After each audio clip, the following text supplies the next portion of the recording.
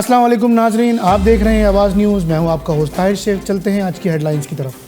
مسلمانوں کی دل آزاری کرنا بند کیجیے، مصر کے صدر کا فرانس کو دو ٹوک جواب۔ سعودی عرب کی جانب سے مقبوضہ کشمیر کو آزاد حیثیت میں دکھانے پر احتجاج۔ ڈونلڈ ٹرمپ کی الیکشن مہم میں ویب سائٹ پر سائبر حملہ۔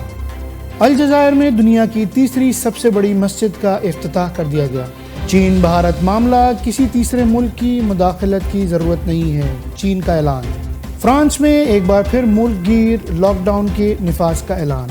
ویتنام میں لینڈ سلائڈنگ سے 16 افراد ہلاک۔ وزیر اعظم عمران خان کی جانب سے قوم کو جشن عید میلاد النبی کی مبارکباد۔ کراچی تعمیرات میں خاص اہمیت کا حامل ہے، وزیر اعظم عمران خان کا اعلان۔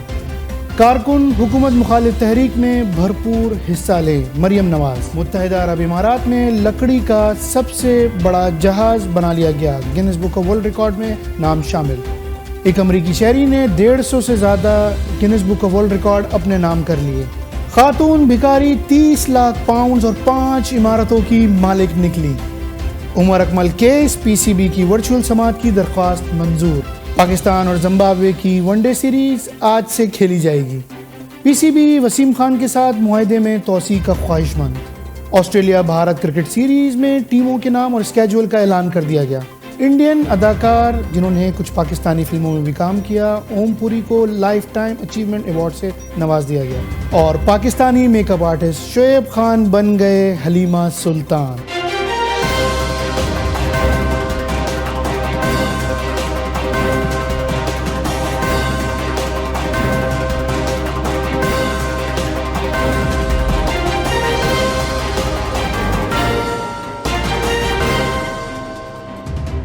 امریکہ میں جاری الیکشن مہم کے دوران امریکی صدر ڈونلڈ ٹرمپ کی جانب سے پیغام رسانی کے لیے استعمال کی جانے والی ویب سائٹ پر سائبر حملہ کیا گیا ہے۔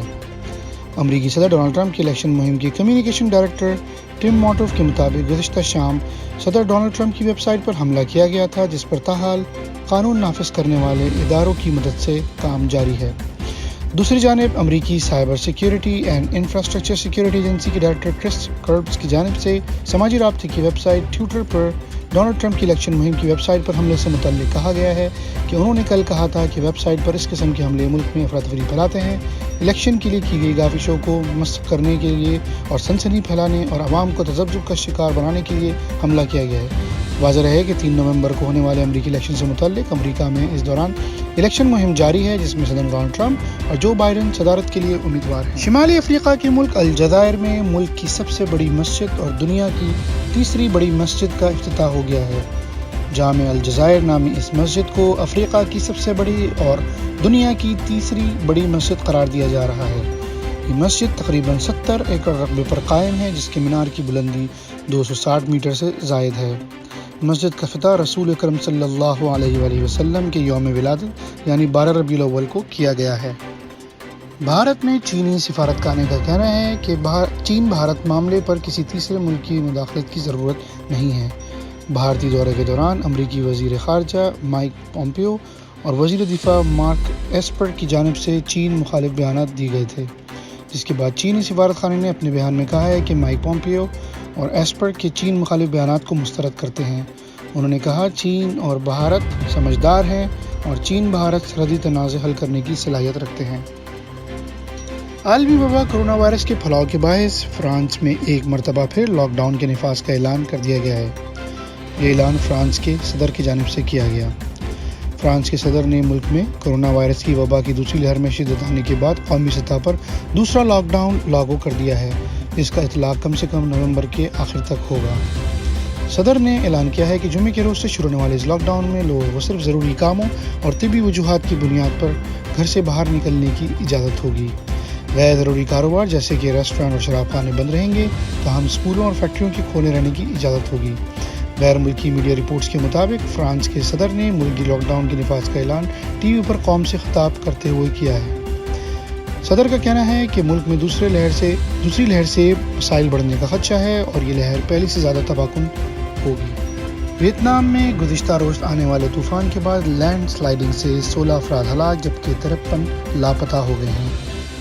خبر رساں ایجنسی کے مطابق صوبے کوانگ نام میں آنے والے طوفان کے بعد لینڈ سلائیڈنگ 2 مختلف مقامات پر ہوئی، جبکہ لینڈ سلائیڈنگ کے بعد ریسکیو آپریشن جاری ہے۔ طوفان مولاوی ویتنام میں رواں ماہ آنے والا چوتھا طوفان ہے۔ یہ تھی اب تک کی خبریں۔ ہمارے ساتھ جڑے رہنے کا شکریہ۔ آپ سے گزارش ہے کہ ہمارے یوٹیوب کے چینل پہ جا کے سبسکرائب کیجئے، بیل بٹن کو کلک کیجئے، ہماری جو فیس بک کا پیج ہے اس کے اوپر جائیے، وہاں پر جا کے سبسکرائب کیجئے، اسے لائک کیجئے۔ اس کے علاوہ ہماری جو ویب سائٹ ہے www.awazient.com، اس کے اوپر جا کے آپ نئی خبریں اور اس کے علاوہ پروگرام سے بھی مستفید ہو سکتے ہیں۔ نیکسٹ نیوز تک کے لیے اجازت چاہتے ہیں۔ اللہ حافظ۔